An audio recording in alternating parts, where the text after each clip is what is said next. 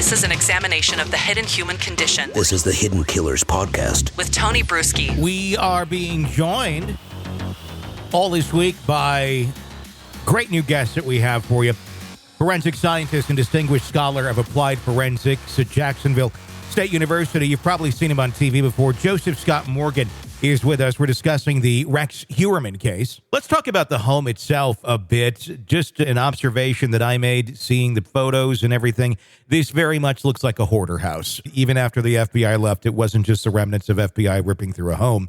Prior to it, it was a hoarder house. It's still a hoarder house. The FBI had to go into a hoarder house and rip through a hoarder house. What does that say to us about a personality like this and the likelihood of hoarding, and if there's this proclivity to kill people and bring some trophies back home? He had 200 some guns. Is it likely that there is a lot of forensic evidence found in the home that would connect him to some of these crimes? I think that, you have to explore that possibility, certainly, Tony. And I'm thinking back to my days, working cases, and you go into homes that are just horrible, absolutely horrible. Mm-hmm. And you almost have a panic attack when you look around, you see all of this stuff, because the big question as a crime scene investigator you have to ask is, okay, out of all of the stuff in here, what's going to have value and what is not going to have value? Mm-hmm. If you've got stacks and stacks of family albums going back for 40 years, I don't know if that's going to have any value, but you have to consider that it might have value. Mm-hmm. So it is an overwhelming task, to say the least, when you get in there and you're trying to ferret out all the stuff that's in there. And then not just that, but the position of the stuff. If you've got mounds and mounds of clothes or boxes or something like that, well, if, say, you have a familial predisposition to hoarding things, let's say that as a family, this collective family lived in this house and they kept crap all of the time, and they just stack it one on top. You have to create pathways through the house to get to the bathroom or go to the kitchen, go to the fridge or whatever. That's their normal state of living. Well, if this guy is such a super criminal, did he look around these areas and say, well, I'm going to hold some stuff back from these adventures, quote unquote, that I'm going out on. I'll just hide it under the stack. Nobody's ever going to pick up these clothes or these boxes. It'll never change. And I can sequester stuff in there and go back and take a look at it for, whenever I want to. That certainly is something that would have to be entertained by the investigator. So when you begin to think about the home as containing not just potential evidence, but it's not only does the house protect what he's potentially doing or has been accused of doing. Remember, they said famously just a few weeks ago, they think that one of the victims may have met their end in the house. Yeah. I'm never going to forget that. They actually said that. Well, what else is contained within the house, and how did you arrive at that conclusion? Was it circumstantial timestamp, or was it some kind of physical evidence that you may have recovered within the house that ties back to a particular victim? And it doesn't necessarily have to be DNA. It could be a piece of jewelry or anything else that has been squirreled away within that environment. It's a nightmare scenario to work with, but also it's kind of fascinating as well when you think about having to process a scene like this. And again, that brings me back for a brief moment to Fire Island. And I think about this poor young lady that for so many years had gone unidentified. And I want people to pay close attention to this. They found her dismembered lower body on Fire Island back in 96.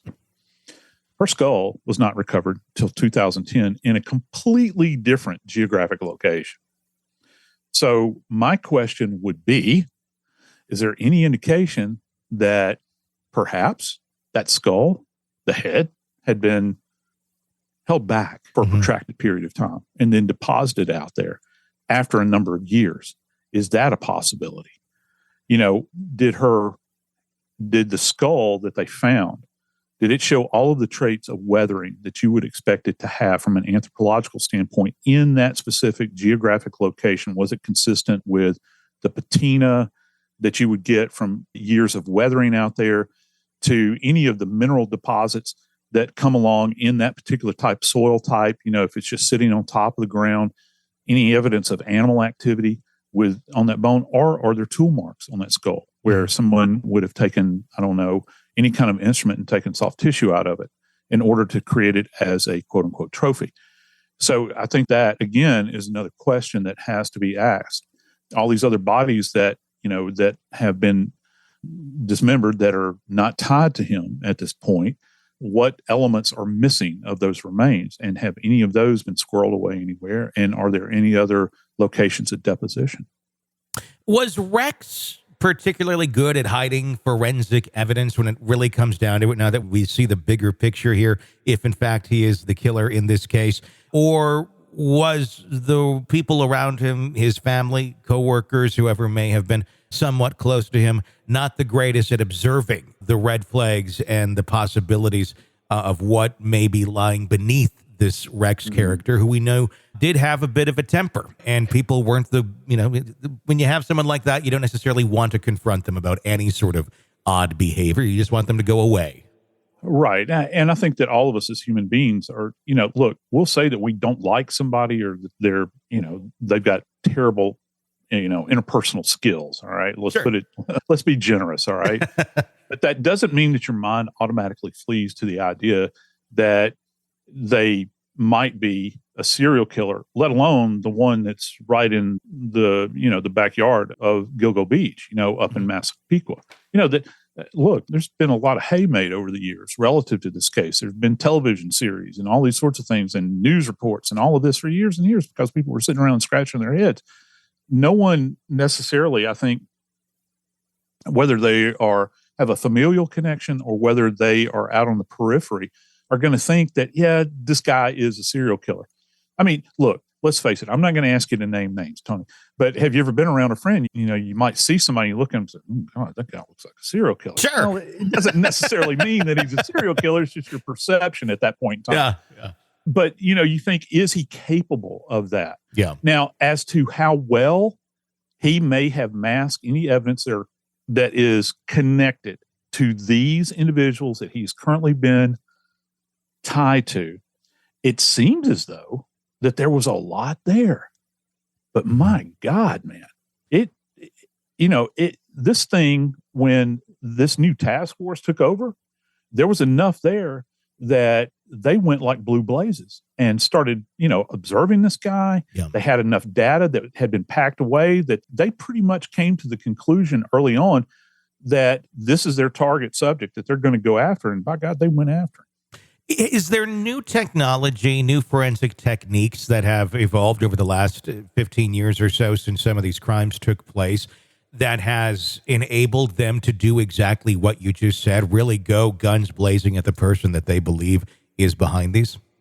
I think the biggest area, Tony, is going to be DNA. And what I mean by that is that we did not have the capability in, say, 2007 to do the things, say, the amplification of DNA that we do now in order to put a really fine point on it and begin to try to understand origin and also, how degraded the sample was. Is there any way to go back in and try to salvage that degraded sample that you have? That plays a big part in the hair samples that they recovered, which again is another super bizarre part to this, when they're finding hair, from the wife that's attached or connected in some way to these victims. The fact that that those samples still remained after all of these years, and is pretty amazing to me. And then they held on to it long enough where the science, it kind of caught up with the hair, and it didn't, or the sample that they had, and they were able now to take a look at it from the perspective of,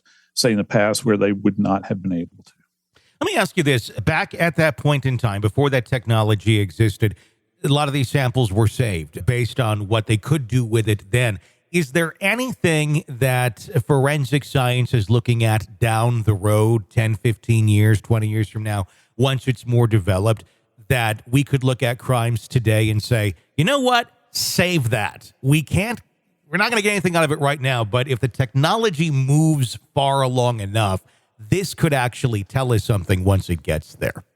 Yeah, and I think as chilling as this is, I think that with as much trust as we're putting into software development and AI, we'll say that, there's no telling how far the technology could expand just from a crime fighting standpoint. I'm not talking about anything else. Yeah. And the sensitivity of the equipment and knowing where to apply it and where not to apply it, because that's the most important thing. Because, you get, let's see, what case was it recently? I can't remember. I'd covered it several times. They talked about you have to destroy the evidence in order to glean. Oh, I think it was the South Carolina case where, there was the destruction of the evidence at the scene through testing, maybe it wasn't, I can't recall, led them to further be able to utilize that evidence, develop that evidence, and utilize it to the point where it could be presented in court. Those days will eventually disappear because you require such a smaller and smaller sample as we go along. That's going to be, kind of fascinating to follow over the next few years. And also, I believe actually that our database is going to grow. Again, another chilling point here from civil liberty standpoint. I think our database is probably going to grow as to the samples that we have from the general public. That's just my thought. I think that whereas right now, you're looking at like CODIS databases where you have to have somebody that's, been previously involved in nefarious behavior. You go back in and check the CODIS database and you get a hit on it. I think that's probably going to expand eventually. I think that, my friends in fingerprints are, will, their heads will turn red when I say this, but the idea that I think that it'll probably come down eventually that they'll do a cheek swab on everybody gets hooked up on charges no matter what they are. And that's going to go into a centralized database as well. So that's just the nature. We never thought we'd be at this point. Think that we're going to expand that the government will expand that, and you'll have a much richer database as we move forward in time. I've joked about this a little bit, but when it's Christmas or whatever holiday and somebody gives out the Ancestry DNA kits or whatever to every member of their family, hey, let's learn about our lineage. And there's the weird uncle or cousin sitting off in the corner shaking. There's probably a good reason for it, because if everybody's submitting that DNA and there's some person that doesn't want it, it might not end well. Yeah. They'll have a show at some point in time. Do you want to help solve a mystery? And so it's going to come back to that. I can almost guarantee it. Some producers probably just stole that idea from it. But, somebody out there will develop a show based upon that. Probably. Exactly. We thought Uncle Bernie was so nice. Turns out he killed 7 hookers in Los Angeles. There you go. In his 20s. There you go. This is an examination of the hidden human condition This is the Hidden Killers Podcast with Tony Brueski.